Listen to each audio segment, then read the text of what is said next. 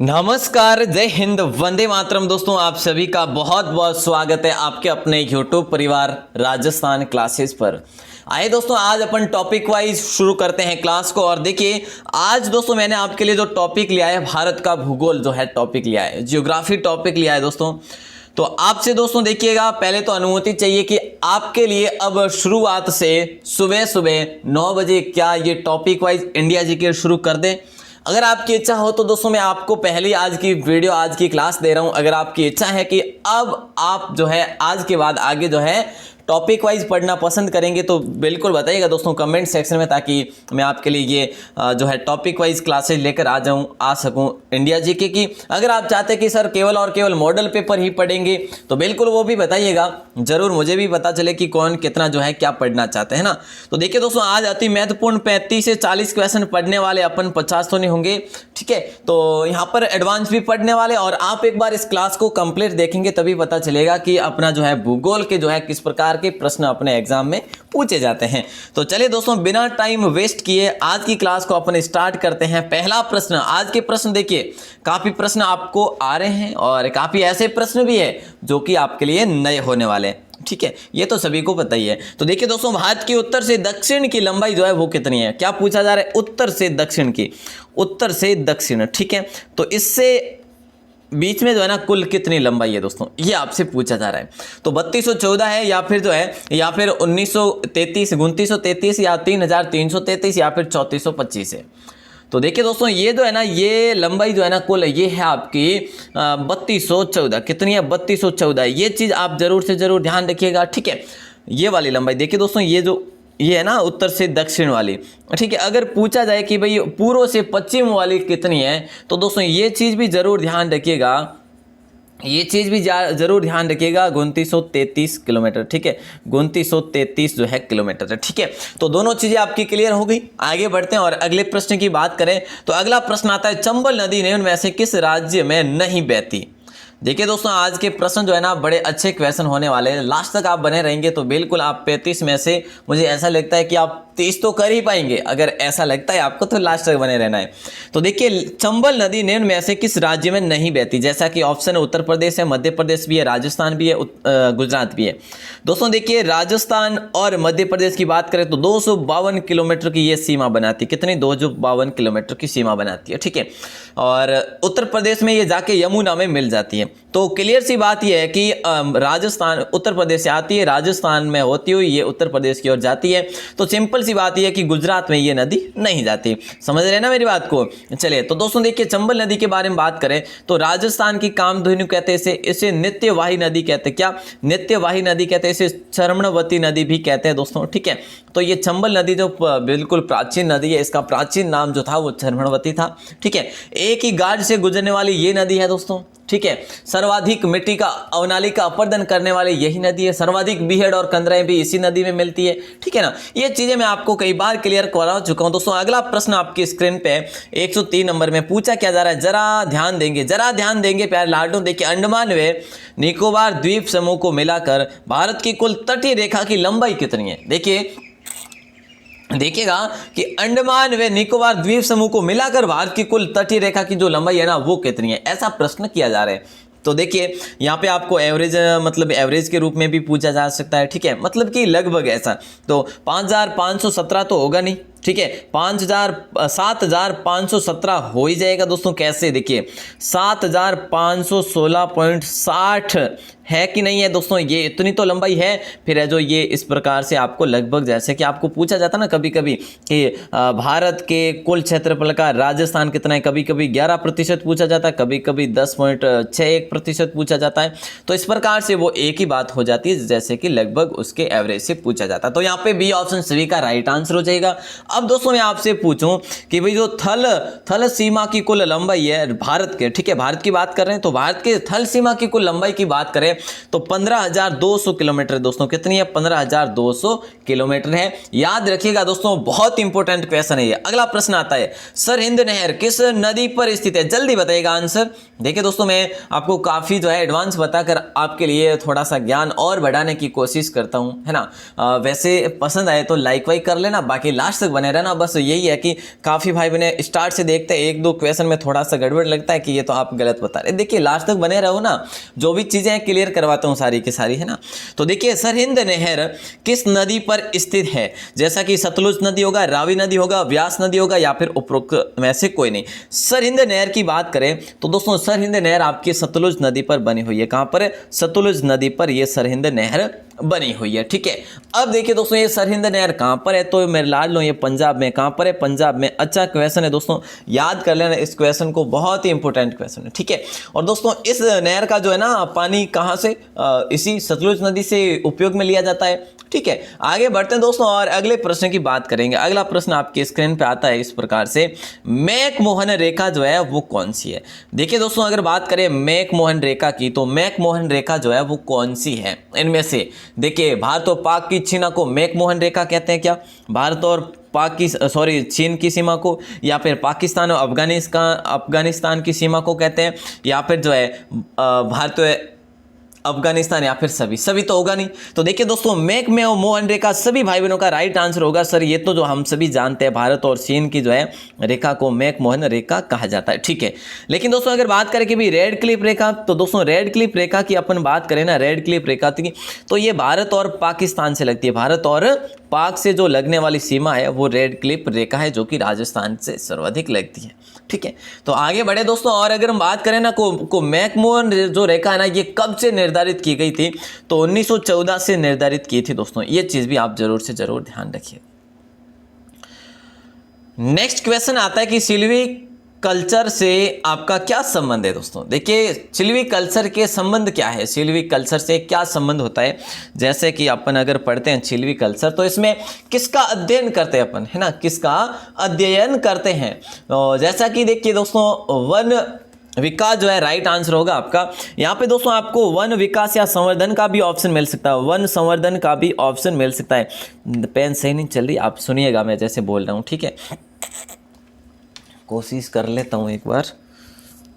हाँ तो देखिए सिल्वी कल्चर का जो संबंध है ना दोस्तों, वो वन विकास से संबंधित है। किससे संबंधित है? वन विकास से या फिर वन संवर्धन से संबंधित है। इसमें क्या होता है दोस्तों, देखिए वनों का विकास है या फिर वन लगाने, ठीक है। और जैसे कि वन की संरचना वगैरह, स्वास्थ्य वगैरह, उसकी गुणवत्ता का सबका जो है नियंत्रण रखना होता है इस वन विकास वाले में, सिल्वी कल्चर में इसका अध्ययन होता है। क्लियर ना? अच्छा क्वेश्चन है दोस्तों, आगे बढ़ेंगे और अगले प्रश्न की अगर हम बात करें तो अगला प्रश्न आता है कि सिंधु नदी किस पर्वत श्रेणी से निकलती है? देखिए दोस्तों प्रश्न क्या पूछा जा रहा है, सिंधु नदी जो है ये किस पर्वत श्रेणी से निकलती है, ऐसा ही कुछ प्रश्न किया जा रहा है। तो लॉक करें दोस्तों रोहतांग दर्रा, या फिर जो है दोस्तों दक्षिणी पूर्वी कश्मीर, या फिर जो है कैलाश श्रेणी की उत्तरी ढलान, या कैलाश श्रेणी की पूर्वी ढलान। देखिए दोस्तों राइट आंसर होगा वो क्या हो जाएगा, कैलाश श्रेणी की उत्तरी ढलान होगा ना। बिल्कुल अच्छा क्वेश्चन है दोस्तों, सी ऑप्शन को आप सभी लॉक कर दीजिएगा, ठीक है। दोस्तों देखिए अगर हम बात करें यहाँ पर ये जो है ना, ये उद्गम स्थल की, मतलब कि उद्गम स्थल की बात, सिंधु नदी किस पर्वत श्रेणी से निकल, तो कैलाश श्रेणी के उत्तरी ढलान से। ऐसा प्रश्न भी बन सकता है, मतलब कि प्रॉपरली, ठीक है। तो ये कहां से दोस्तों, मानसरोवर झील के निकट से ही निकलती है, ठीक है, वहां से।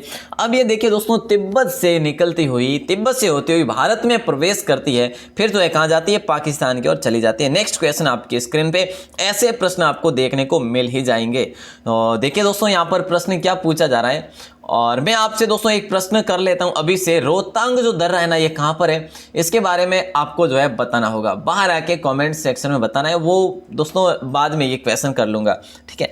निम्न में से गलत कथन को चुनना है आपको। सतलुज नदी मानसरोवर झील के निकट राक्षस ताल से निकलती है, बिल्कुल सही है दोस्तों। अभी अभी मैंने आपको बताया जैसे कि मानसरोवर झील के निकट से, राक्षस ताल से निकलती है, और किससे कैसे निकलती है, वो जो कि कैलाश श्रेणी के उत्तरी ढलान से। चलिए दोस्तों रावी नदी जो है रोहतांग दर्रे से निकलती है, क्या सही है? बिल्कुल साहब ये भी सही है दोस्तों। झेलम कश्मीर के दक्षिण पूर्वी भाग से निकलती है, सही है साहब ये भी। चिनाब, चंद्र और व्यास नदियों के संगम से बनती है, चिनाब, चंद्र और व्यास नदियों के संगम से बनती है। तो दोस्तों यहाँ पे आपका राइट आंसर होगा ना, तो राइट आंसर क्या होगा, देखिए चिनाब, चंद्रा और भागा, ठीक है। देखिए दोस्तों, चिनाब, चंद्रा और भागा जो है नदियां, इन नदियों के संगम से बनती है, ठीक है। तो यहाँ पे ये व्यास नहीं आएगा, बल्कि यहाँ पे क्या आ जाएगा, यहाँ पे व्यास भागा आ जाएगा, तभी है जो ये आपका सही हो पाएगा, अन्यथा नहीं। तो दोस्तों देखिएगा, ये जो है आपका डी ऑप्शन सही आंसर होगा। क्लियर। अगला प्रश्न है, भारत की राष्ट्रीय नदी कौन सी है। देखिए दोस्तों, भारत की राष्ट्रीय नदी, कितना आसान सा प्रश्न आपके लिए किया जा रहा है, कितना आसान क्वेश्चन आपके लिए किया जा रहा है दोस्तों, बहुत आसान है ना, बहुत आसान। चलिए, अगर हम बात करें कि भाई इसे भारतीय राष्ट्रीय नदी जो है भारत की कब घोषित किया, तो दोस्तों देखिएगा 4 नवंबर को इसे जो है घोषित किया। कब? 4 नवंबर 2008 को इसे राष्ट्रीय नदी घोषित करते हैं, ठीक है। अब देखिए दोस्तों, भारत की सबसे महत्वपूर्ण नदी कौन सी है, तो दोस्तों यही जो है भारत की सबसे महत्वपूर्ण नदी है, ठीक है। भारत की सबसे लंबी नदी भी इसे कहा जाता है दोस्तों, पूर्णतः, ठीक है। तो अच्छा क्वेश्चन है। और भारत की सबसे जो है पवित्र नदी भी इसे ही कहा जाता है, तो राइट आंसर जो है गंगा नदी हो ही जाएगा सभी का, ठीक है। आगे बढ़े तो ये क्वेश्चन आता है कि भारतीय वन अनुसंधान संस्थान किस स्थान पर स्थित है। दोस्तों ये आप सभी को बताना है, बहुत ही अच्छा क्वेश्चन है। देखिए, भारतीय वन अनुसंधान जो संस्थान है किस स्थान पर है, दोस्तों कई बार आपको बता चुका हूं। मैं आपको बता दूं दोस्तों, इसे अपन लीची नगर भी कहते हैं। क्या? लीची नगर कहते हैं इसे दोस्तों, अपन वन नगर के रूप में जानते हैं। क्या? वन नगर के रूप में भी जानते हैं। तो 2 इसके उपनाम है, ठीक है। देखिए दोस्तों, यहां पर नाम क्या है इसका, उत्तराखंड वन अनुसंधान संस्थान पहले नाम था, ठीक है। और देखिए, गाजियाबाद नहीं होगा, देहरादून हो जाएगा दोस्तों, देहरादून हो जाएगा, ठीक है। अब अगर हम बात करें दोस्तों, ये देहरादून कहां पर है, तो दोस्तों देखिए, देहरादून उत्तराखंड में पड़ता है। कहां पर? उत्तराखंड में। बोले सर इसकी स्थापना कब की गई थी इस विभाग की, तो देखिए दोस्तों 1906 में इसकी स्थापना की गई थी। अब जो हाल ही में दोस्तों जो वन रिपोर्ट निकलती है इंडिया की, वो यहीं से जो है जारी की जाती है। नेक्स्ट क्वेश्चन है दोस्तों आपकी स्क्रीन पे, भारत की सबसे पुरानी पर्वत श्रृंखला जो है ना वो कौन सी है। लाडलो, इनमें से काफी प्रश्न मैं आपको करवा चुका हूं, ठीक है। काफी नए होंगे लेकिन काफी जो है करवा चुका हूं। तो भारत की सबसे पुरानी पर्वत श्रृंखला जो है अरावली होगा या मन्नार, देखिए दोस्तों, या फिर जो है पलक स्टेट होगा या मिनीकॉय होगा। भारत की सबसे पुरानी पर्वत श्रृंखला है ना दोस्तों, ये अरावली है। सभी को पता है कि गोंडवाना लैंड का जो है हिस्सा है दोस्तों, ठीक है। तो अच्छा क्वेश्चन है दोस्तों, इसको आप जो है लॉक कर देना, बहुत ही अच्छा क्वेश्चन है दोस्तों। आगे बढ़े, और अब जो है ना ये अब कैसी है, वर्तमान में अवशिष्ट है, ठीक है। अगला प्रश्न है, अमरावती जलाशय भारत के किस राष्ट्रीय उद्यान में स्थित है। देखिए दोस्तों, जो अमरावती जलाशय है ना, ये जलाशय बना हुआ है, तो भारत के कौन से राष्ट्रीय उद्यान में स्थित है। जैसा कि कई बार आपको क्वेश्चन किया जाता है, मतलब कि राजस्थान के उद्यानों के बारे में भी, तो उसी प्रकार भारत के उद्यानों से संबंधित प्रश्न किया जा रहा है दोस्तों। अगर बात करें कि भाई जो है ना इसमें राइट आंसर तो इंदिरा गांधी हो जाएगा। क्या हो जाएगा? इंदिरा गांधी, ए ऑप्शन सही आंसर हो जाएगा, ठीक है। अब इसका नाम जो है इंदिरा गांधी बदल दिया गया है दोस्तों। क्या नाम किया गया इसका नाम किया गया अनामलाई टाइगर रिजर्व, इसका नाम कर दिया गया, ठीक है, टाइगर रिजर्व। ओके साहब, अब आपसे पूछा जाएगा कि भाई जो वन्यजीव अभ्यारण्य है ये है कहां पर, तो देखिए दोस्तों ये है ना, ये तमिलनाडु में। कहां पर है? तमिलनाडु में। सही से नहीं लिखा जा रहा है, तो दोस्तों आप याद रखना मैं जो बोल रहा हूं बिल्कुल। अगला प्रश्न आता है, भारत का सबसे ऊंचा जो बांध है ना वो कौन सा है। देखिए दोस्तों, भारत का सबसे ऊंचा बांध आपसे पूछा जा रहा है, ठीक है। राइट आंसर बताइएगा कौन सा हो जाएगा सही आंसर।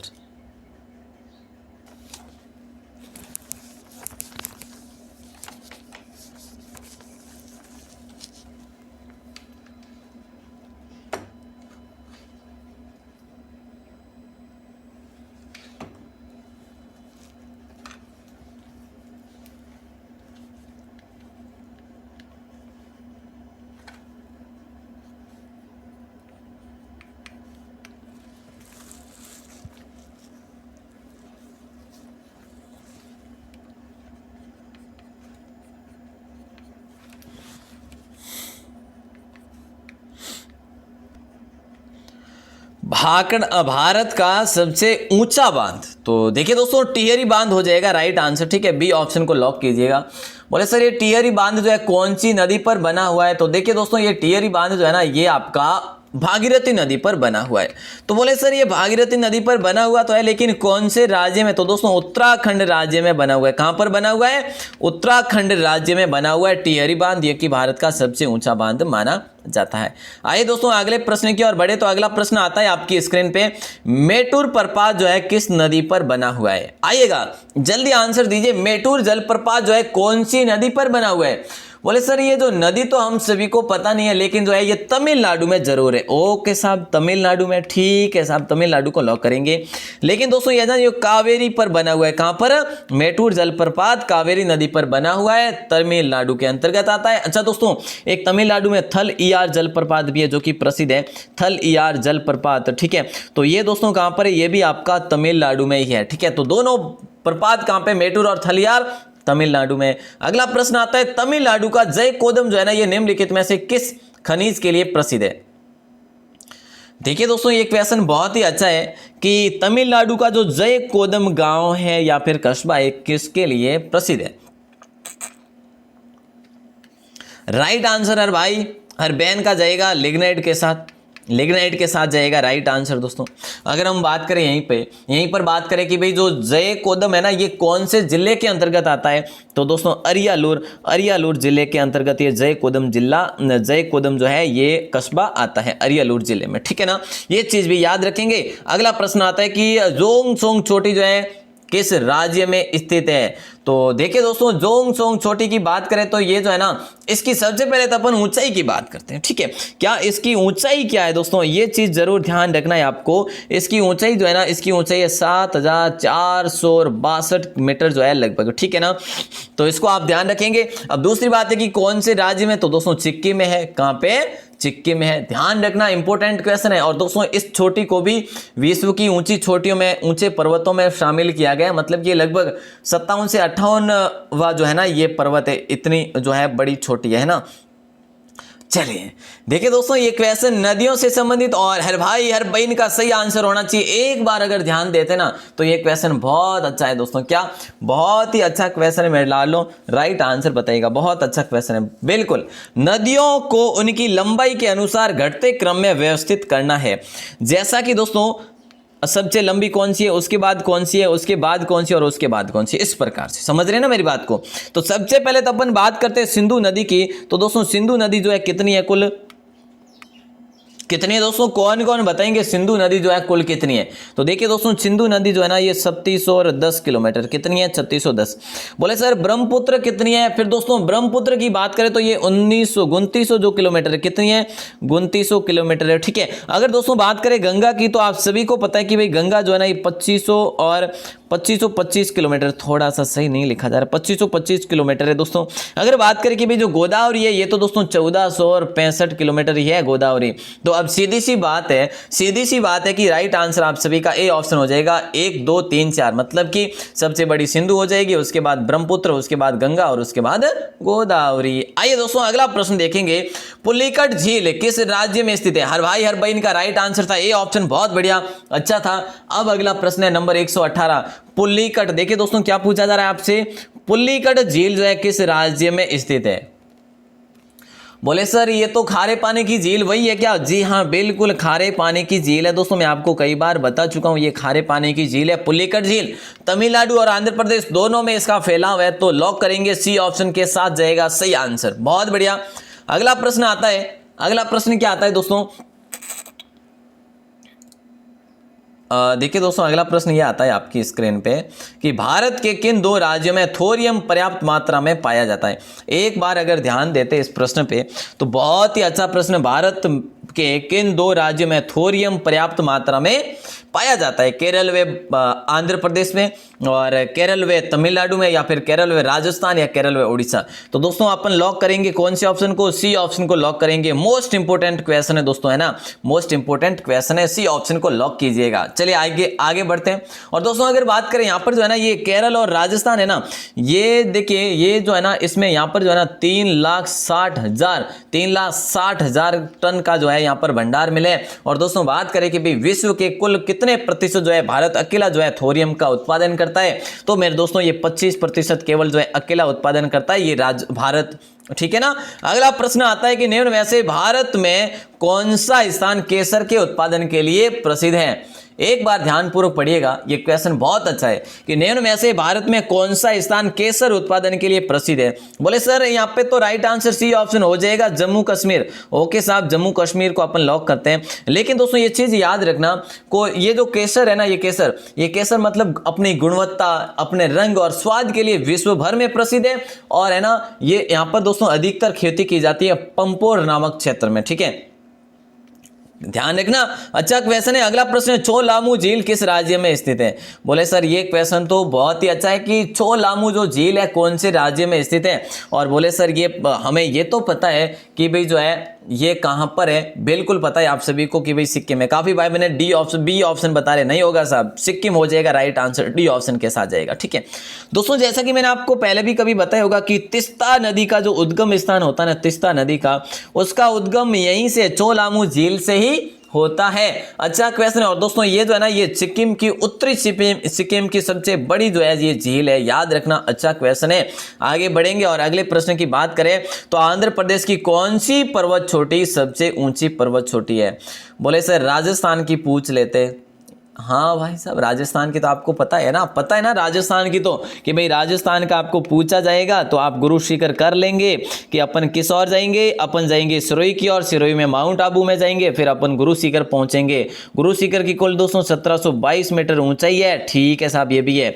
तो दोस्तों ये कहां पर है, अरावली की चोटी है। दोस्तों ये चीजें आपको याद होनी चाहिए। इसे गुरु माथा भी कहते हैं, इसे संतों का शिखर भी कहते हैं। अच्छा दोस्तों, आंध्र प्रदेश की कौन सी पर्वत चोटी सबसे ऊंची है, तो लॉक कीजिएगा ए ऑप्शन को, अरोया कोंडा जो है ना, ये आंध्र प्रदेश की सबसे ऊंची चोटी है। चलिए आइएगा अगले प्रश्न की ओर ले चलता हूं मैं आपको। और अगला प्रश्न आपकी स्क्रीन पे कि निम्न में से नमक का मुख्य स्रोत कौन सा है। दोस्तों नमक का मुख्य स्रोत जो है ना वो क्या है,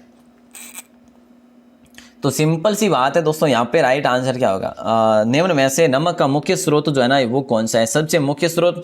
देखिए दोस्तों ये क्वेश्चन काफी कंफ्यूजन के लिए होगा, लेकिन इंडिया जी के आपको कंफ्यूजन होगी पता है। तो राइट आंसर जो है ना लेक नहीं होगा, बल्कि ए ऑप्शन होगा, पेन होगा। ठीक है, साल्ट पेन होगा, तो लेक नहीं होगा दोस्तों। ठीक है, ए ऑप्शन को लॉक कीजिएगा। ठीक है, और दोस्तों जो भारत है ना, ये विश्व का तीसरा सबसे बड़ा क्या है, नमक उत्पादक देश है। ठीक है ना, और लगभग बात करें ना, भारत में प्रतिवर्ष 1,48,000, देखिए हाँ 1,48,000 टन जो है ना नमक यहां पर उत्पादन होता है। ठीक है, अगला प्रश्न है दोस्तों, राइट आंसर क्या होगा कि हीराकुंड जल विद्युत परियोजना जो है किस नदी पर स्थित है। हीराकुंड जो है जल परियोजना है दोस्तों, ये हीराकुंड जल विद्युत परियोजना कौन सी नदी पर स्थित है। दोस्तों ये जो है ना ये प्रसिद्ध है। ठीक है, ये हीराकुंड बांध की बात करूं मैं तो दोस्तों ओडिशा में बना हुआ है। कहां पर है, ओडिशा में बना हुआ है। ये चीज तो एक क्लियर हो गई आपकी। ठीक है, अब आपको ये बताना है चंबल पर है, चंबल पर तो नहीं है साहब, बिल्कुल नहीं है। गंडक पर है, महानदी पर या सोमभद्र पे, तो दोस्तों राइट आंसर आप सभी का हो जाएगा सी ऑप्शन। ठीक है, क्या हो जाएगा, सी ऑप्शन।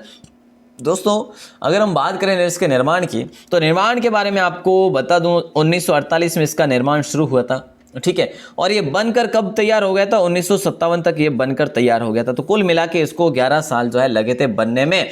ठीक है ना, लॉक कर दिया इसको। ओडिशा में स्थित है हीराकुंड बांध और महानदी पर स्थित है, इतना जो है ये टाइम लगा था बनने में।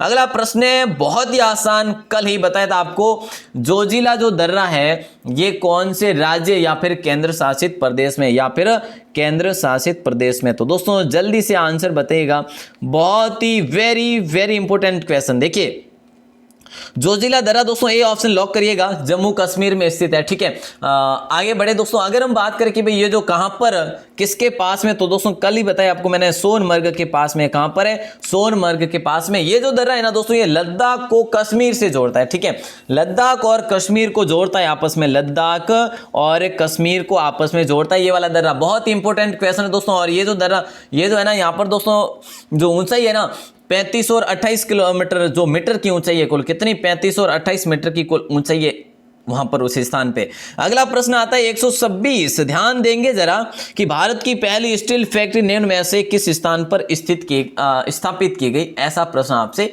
पूछा जा रहा है। बोले सर ये क्वेश्चन बहुत ही अच्छा होगा हमारे लिए, बिल्कुल साहब अच्छा क्वेश्चन है, इसको लॉक कर देना। देखिए दोस्तों अगर हम बात करें कि भाई जो देखिए भारत की पहली स्टील फैक्ट्री निम्नलिखित में से किस स्थान पर स्थित है?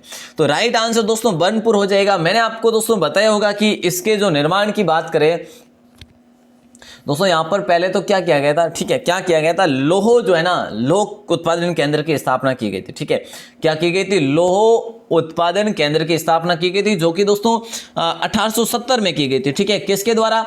एरिक्सन द्वारा। ठीक है, एरस्किन द्वारा। ठीक है, तो ध्यान रखना है 1870 में लोह उत्पादन केंद्र की स्थापना की गई, लेकिन उसके बाद 1881 में इसका नाम जो है दोस्तों बुर्राकर आयरन वर्क्स रखा था, बुर्राकर आयरन वर्क्स रखा। ठीक है, उसके बाद दोस्तों क्या रखा? उसके बाद इसका नाम और चेंज किया, जिसका नाम रखा गया बंगाल आयरन एंड स्टील। ठीक है, तो 3 नाम चेंज हुए इसके, लास्ट नाम क्या रखा गया? इसका नाम है Bengal iron and steel company दोस्तों, जो कि पहली फैक्ट्री है दोस्तों। ठीक है, बर्नपुर में। अगला प्रश्न आपकी स्क्रीन पे है, भारतीय रेलवे को कितने जोन में बांटा गया? और दोस्तों जैसा कि पिछले क्वेश्चन में मैंने आपको बताया कि वो बर्नपुर है, वो कहां पर है? तो पश्चिम बंगाल में। ठीक है ना, ध्यान रखना आपको।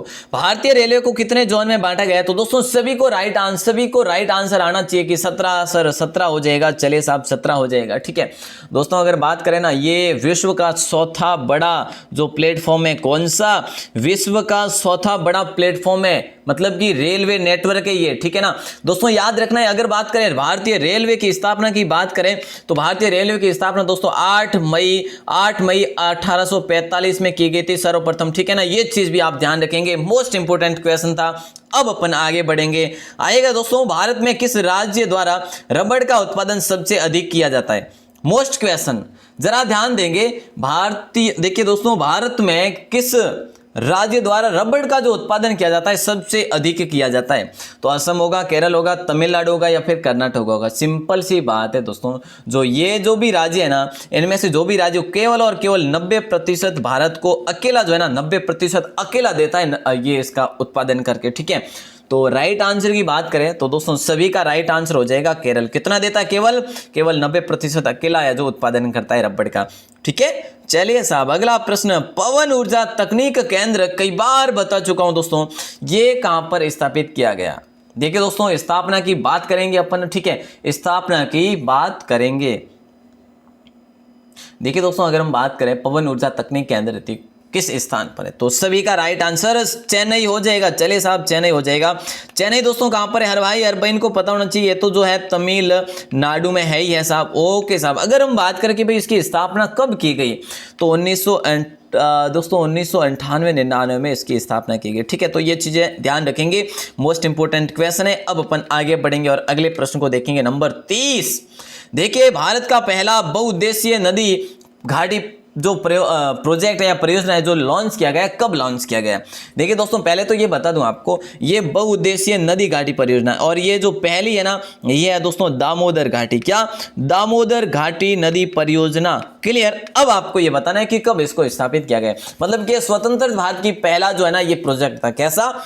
स्वतंत्र भारत का ये पहला प्रोजेक्ट था दोस्तों। ठीक है ना, और इसकी स्थापना की बात करें, दामोदर घाटी कॉरपोरेशन की स्थापना की बात करें तो दोस्तों स्थापना हुई थी 7 जुलाई 1948 को हुई थी। मेरे लाडलों 7 जुलाई 1948, तो लॉक करेंगे ए ऑप्शन को। ठीक है ना, किसको करेंगे? ए ऑप्शन को। आज ये पेन बहुत ही दुख दे रहा है, लेकिन अपन क्लास को तो कंप्लीट पढ़ेंगे है ना। चलिए, तो देखिए अगला प्रश्न है कि गन्ना उत्पादन में भारत का विश्व में कौन सा स्थान है? देखिए दोस्तों, अपन जाते हैं गन्ने की ओर कि भाई जब गन्ना है तो ये गन्ने के क्षेत्र में भारत अपना जो स्थान रखना है विश्व में कितना, कौन सा स्थान रखता है?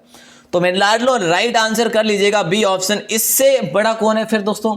तो इससे बड़ा जो है वो ब्राजील है, मतलब कि 1 नंबर पे ब्राजील है गन्ने के उत्पादन में। उसके बाद नंबर आता है भारत का। ठीक है, क्या आता है? भारत का। भाई साहब, भारत गर्मियों में गन्ने के जूस पे निर्भर रहता है अधिकतर, क्योंकि सस्ता ही आता है ना।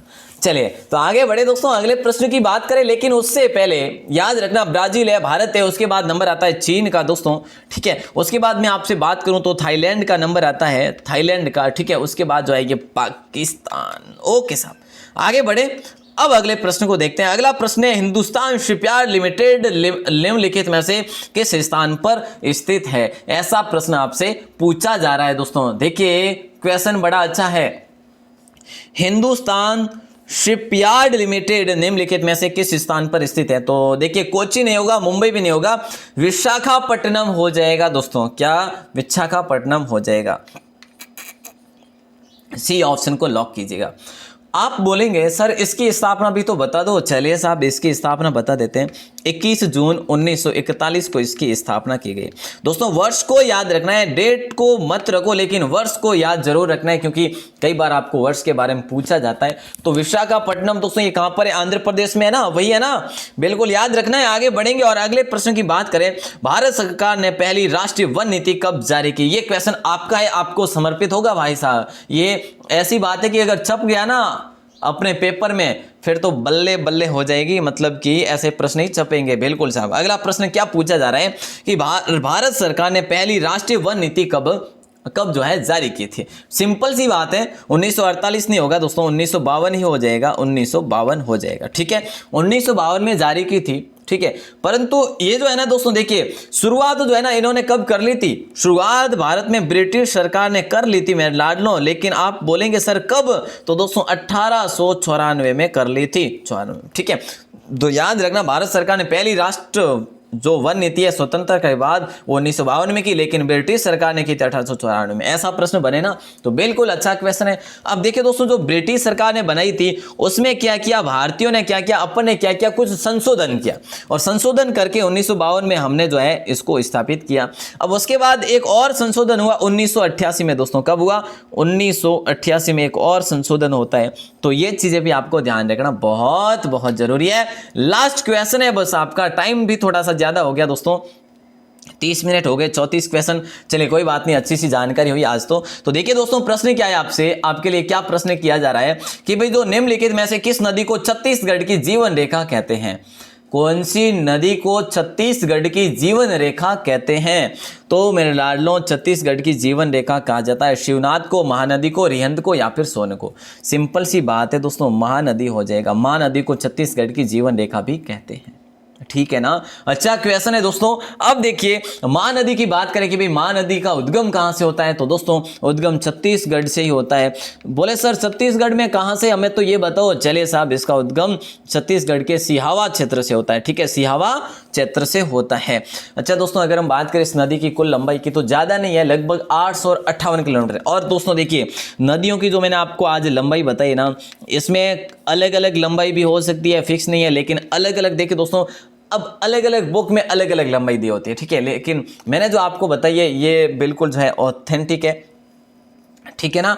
अच्छा दोस्तों तो आज की क्लास जो लगी वो कैसी लगी ये बताओ, और बाहर आके कमेंट सेक्शन में बताना। या तो मुझे पता है कि आप सभी लिखेंगे सर बहुत बढ़िया लगी, सर सुपर लगी, सर डुपर लगी, आप तो ये भी कहेंगे सर कतई जहर लगी, है ना।